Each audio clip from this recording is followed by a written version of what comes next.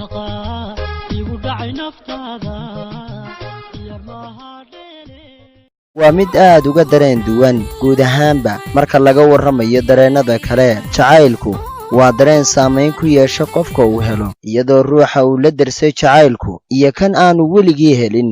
ay isla qirsan yihiin inuu yahay wax jira jacaylku waa dareen wata dabayl saamayn ku leh oo ku horseedi karta guul iyo guuldarro jacaylka waxa mar walba la socda murugo iyo farxad isbarbar yaal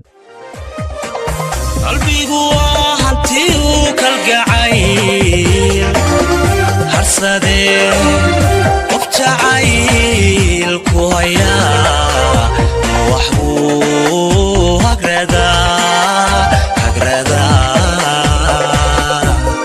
jacaylka waxa ugu xun mid yimid xilli aan ku habboonayn culimmada daraasadeeye cilmi nafsiga waxay dhammaantood isku raaceen inuu jacaylku yahay waxaan xuduud lahayn marka aad wax jeclaanayso qofka waxaad ku jeclaataa waa sabab waxaa la rumaysan yahay jacaylka dhabta ah ee ku qotoma mustaqbalka iyo nolol fiican inuu yahay mid aan weligii baaba'ayn waxa aad la isku weydiiyaa sababaha keena inuu jacaylka xilligani jira uu si dhaqsaa u baaba'o amaba u burburo iyadoo qodobka ugu weyn ee loo sababeeyaa uu yahay jacaylka ka dhexeeya lamaanaha oo aan ahayn mid runta laysku sheegayo keliya ah waan ku arkay oo ku caashaqay taasi oo aan macno ballaaran u samaynaynin jiritaanka xidhiidhka u dhexeeya lamaanaha runta iyo kalsoonidu waa aasaaska dhabta ah ee jacaylka aan hoos ugu daadego duluucda sheekada aan idiin hayo sheekadan amaba qisadan jacaylka oo ku dhacday wiil iyo gabadh u dhashay dalka aynu deriska nahay ee dowlad deegaanka soomaalida ee kilarka shanaad ee Itoobiya sheekadani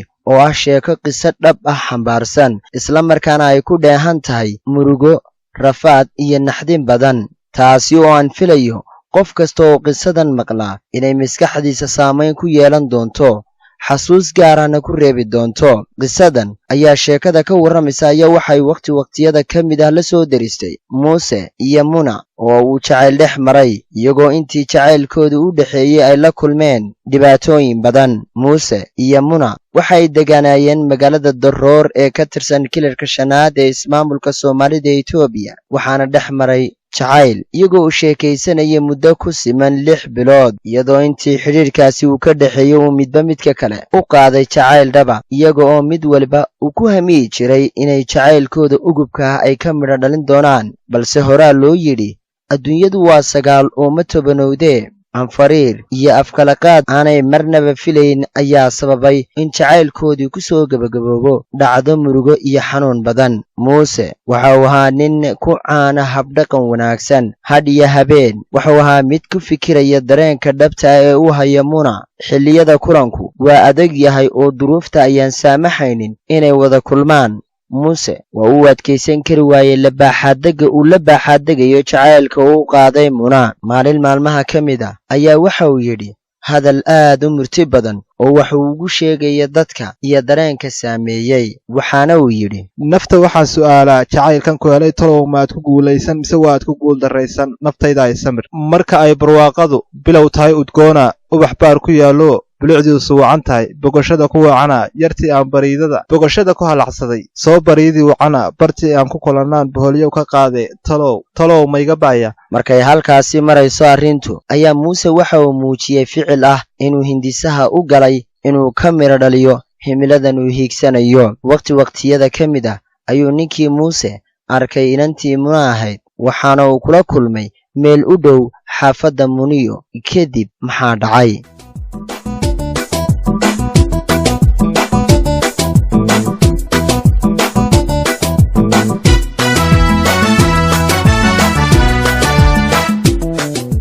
walaal muna ii warran waan fiicanahay walaal iiga warran xaafaddii waa la fiican yahay muna waxaan rabaa inaan ku weydiiyo meel ayay ballan inoo taalay oo arrin ayaynu isku ogeynee halkee ayuu marayaa jacaylkii inoo dhexeeyey waa runtaa muusow jacayl heerkiisu gaadhsiisan yahay guur ayaa inoo dhexeeya iyadoo xidhiidhkeennu marayo meel aad u fiican inta dumarnimo ayaan kaaga xishooday in aan soo bandhigo dareenka aan kuu hayo ee dhankaaga iga jira muusow naftaydu waxay doonaysaa agjooggaaga iyo wehelkaaga gacal iyo muusow agtada anoo anigu u xiisay inta dumarnimo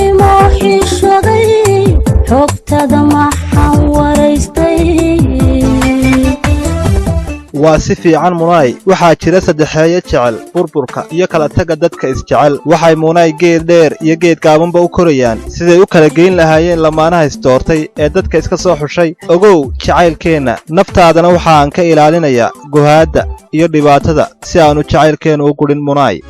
dadkan kugu jecele dadaba wadaagne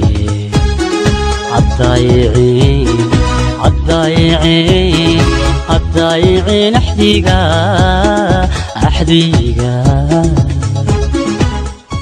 waxuu xiisuhu meel wanaagsan gaadhaba rajada iyo yididiiladu labadooduna ay kor u kacdaba oo uu midba kan kale aanu ka maarmayn ayaa waxa dhacday in waayaha iyo wakhtigu kala kaxeeyaan kala maqnaanshahaasi oo gaadhay muddo bil ku dhowaada kadib markii muuse ay la soo darseen howlo isaga oo mar walbana maskaxdiisa iyo maankiisa ay ku weyn tahay u taga Muna balse waxa wakhtigu u saamixi waayey inuu Muna indhaha ka soo qaado duruufo jira awgood in muddo kadib muuse iyo Muna way sarkeen waxaana ay yeesheen kulan taasoo ay ka dhalatay dood kana timid xagga Muna oo ay ku weydiinayso muuse muddadaasi ay kala maqnaayeen xagga uu tegey iyadoo maqnaanshihiisa u aanaynaysa inuu ku loofaray arrintii dhex taallay Muna ayaa ku tiraabtay hadallo xambaarsan xamaasada kana muuqato wejigabax waxaana ay Muna tidhi waxa wiil yahow habboonayd in aad warkaaga soo caddayso oo waxa aad damacsantay aad niyow dhaqso aad iigu sheegto muuse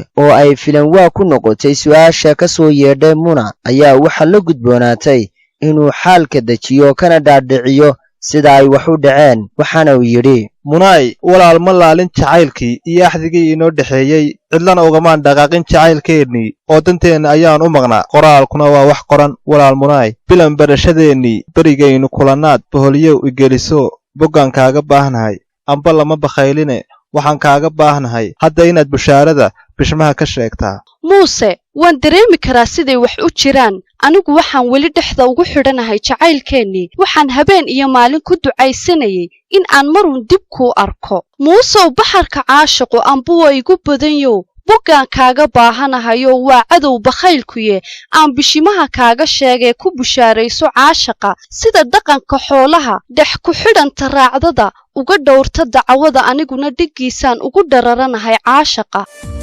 kaanka doorto dhigayga kaanka doorto dhaygaga baadigalinso daratiya habeenkii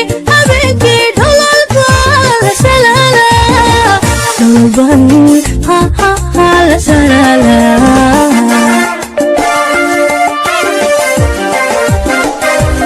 muuse iyo Muna waxay ku dhiiradeen inay muujiyaan isku soo dhowaanshaha iyo kalgacal hor leh iyagoo go'aansaday inay yagleelaan guri iyo reer oo marun ay gurtaan midhaha jacaylkooda iyo ubaxay beerayaan faa'iidadiisa muuse iyo Muna weli umay suurtay gelin halka ay ku haminayaan laakiin waxay isku waafaqeen inay ismehersadaan si qarsoodiya waa inay ismehersadeen balse kumay guulayseen inay aqal wada galaan kadib markii ay la soo gudboonaatay arrimo ka yimid xagga Muna waalidkeed taasoo keentay inay waalidkeed is hortaagaan himilada muuse iyo Muna carqalad xoog lehna ku noqotay oo ay keentay inay ka tallaabsan waayaan Muna wakhtigaasi waxay la noolayd ayeedeed hooyo iyo wiil ay walaalo yihiin oo markaasi bare ka ahaa mid ka mida dugsiyada ku yaala magaalada Daroor dhibaatadaasi Muna kala soo gudboonaatay dhinaca waalidkeedu waxay horseeday in guud ahaanba daaqada laga saaro jacaylkii muddada dheer la soo dhisayay Muna oo ilmada iska tiraysa oo ka murugaysan dhibta ku dhacday iyo walaalkeeda sida arxandarrada ah ula dhaqmaya ayaa waxay go'aansatay inay ka soo gura gasho oo ay toos u tagto gurigii uu deganaa muuse iyadoo muuse uga xog warantay dhibaatada ay kala kulantay walaalkeed iyo gurigii ay deganeed isla markaana tustay nabarro badan oo ku yaala meelo ka mid ah jidhkeeda rajada muuse iyo Muna oo ahayd inay maalin uun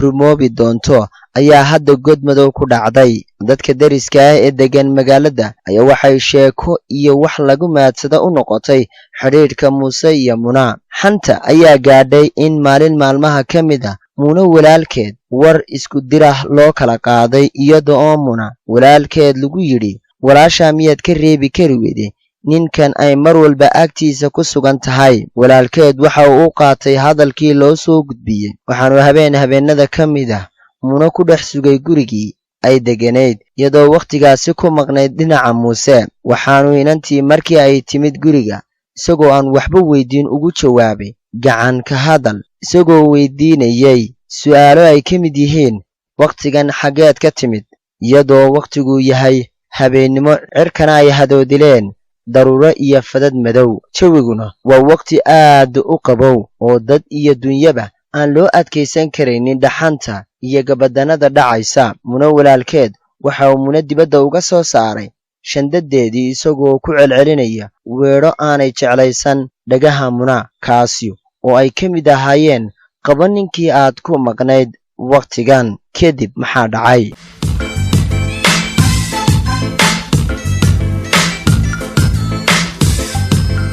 Muuse oo markuu indhaha saaray dhaawacyada ku yaala Muna u kacay si dareen cara ka muuqato, isaga oo u dhaqaaqay gooba caafimaad si uu ugu soo daweeyo Muna, iyadoo wakhtigaasi ay ahayd xilli ay rawaxeen guud ahaanba goobaha caafimaadku. Waxaana uu Muna geeyey goob wakhtigaasi xidhnayd oo uu ku garaacay, iyadoo Muuse kalkaaliyihii caafimaad ee ku sugnaa farmasiga uu ka codsanayay inuu si degdeg ah u daweeyo, waana laga diiday iyada oo la weydiiyey inuu sito warqad dhaawac muujina. Muuse waxa uu ku qasbanaaday inuu doonto warqad dhaawac muujina oo uu aado Gooblays. Waxaanu ku fikirayay in la weydiin doono cidda ku dhufatay nabaradani qofkan dhibanaha ah ee uu wado. Muuse isagoo ka talinaya Muna caafimaadkeeda iyo sidii loo daweyn lahaa, waxa uu dusha iska saaray kiiskii, isagoo Blayska hortiisa ka sheegay inuu isagu geystay nabaradani. Waxaanu ku guulaystay in la siiyo warqadda dhaawac muujina,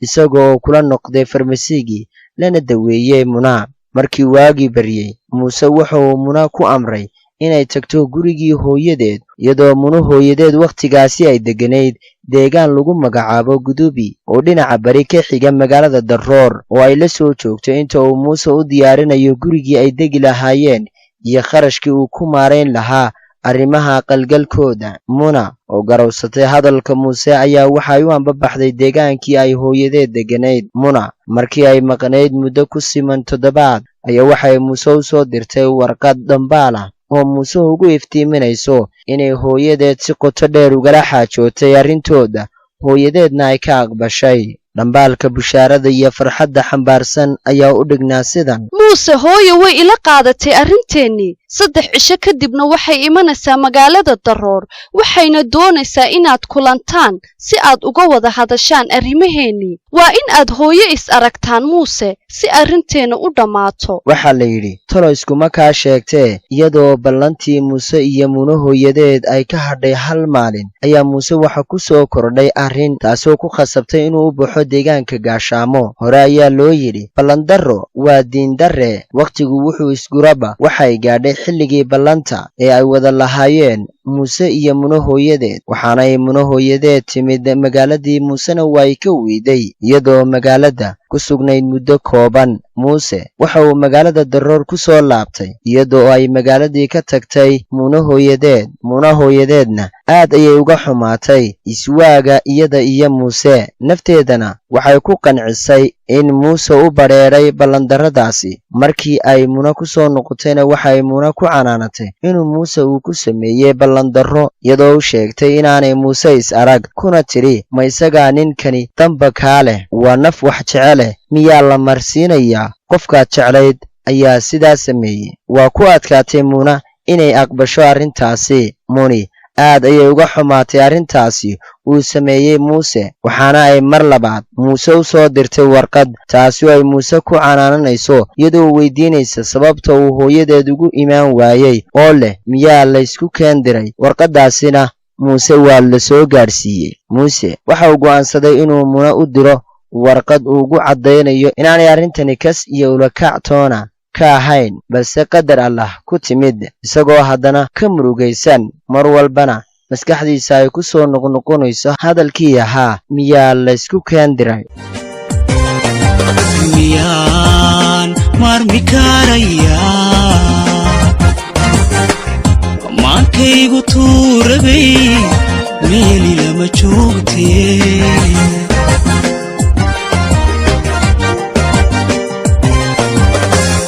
mahuraankii nolosha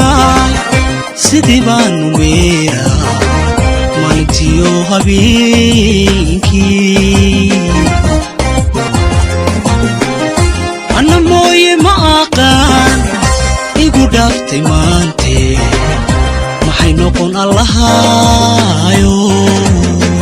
waqti yar kadib muuse waxa uu soo anbabaxay dhinacan iyo caasimadda dalka jamhuuriyadda somalilan ee hargeysa iyadoo ujeeddada safarkiisu ahayd sidii uu u soo shaqaysan lahaa adduunkii uu ku dabari lahaa hawsha arooskiisa waxaana uu muuse magaalada hargeysa ku sugnaa muddo bila oo 3 cisho oo ka mid ah uu shaqeeyey muuse ayaa waxa uu timid warqad degdeg ah oo xambaarsan murugo hor leh taasi oo muuse ku wargelinayso inuu si dhaqsaa u soo baxo iyadoo dhambaalka ay soo dirtayna halkudhig uga dhigtay muusow haddii aad taagan tahayna soo dhaqaaq haddii aad fadhidana soo kac waxaanay muuse u sheegtay arrin uu muuse aad uga xumaaday oo muuni sumad uga dhigtay in loo hibeynayo nin kale muuse tala ayaa ku ciirtay adduun buuran oo uu safarkiisa iyo arrimihiisa ku dabarana ma hayo tallaabso markii aan idhi sukaa cadowii tashaday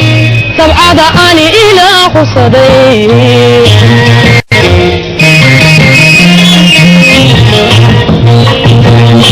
tusumeeye ilaahayow